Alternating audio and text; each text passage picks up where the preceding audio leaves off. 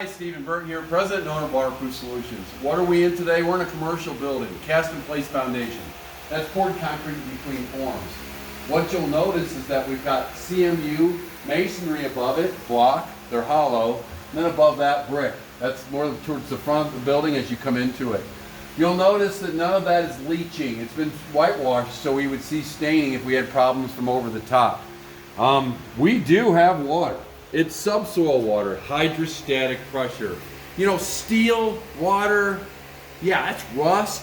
Not a good idea for this place. Plus, it's got one of these steel roofs in it as well, so we've got a lot of reasons to keep this place moisture-free. Capturing the water subsoil, which is below the floor, is how we're going to handle this. The footings could be extremely wide because of this age of the building and the type of building. If it exceeds 6 to 8 inches, there'll be a charge it would be put on for the extra concrete coming out. Just experience talking, not trying to play games, trying to stay ahead of everything. It's a very straightforward job. We're going to go from wall to wall.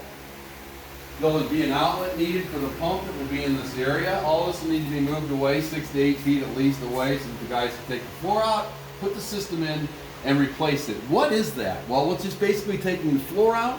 We're going to dig the earth out to the bottom of the footing. We will then put a geotextile in the trench, followed by river rock, drain tile pipe, river rock, and then plastic over the top. Concrete's then put back. Cove plate would be put in the event that I had issues with leaking over the top. There is no issues with that at this time. Sealed system. We'll then be discharging out and away. Now when we get outside, there's a downspout that goes into a pipe that heads out and away. We are not to touch that.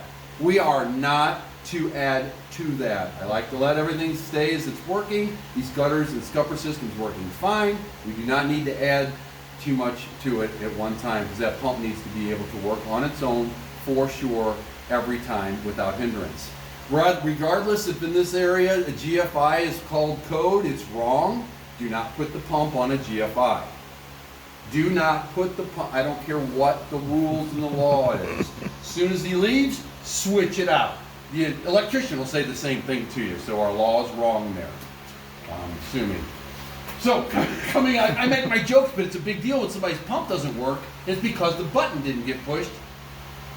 The only reason the outlet didn't work is because there was a jump to the building, so that's why I bring that up. So, our next video will be outside talking about how we're going to possibly take the water away. Thanks.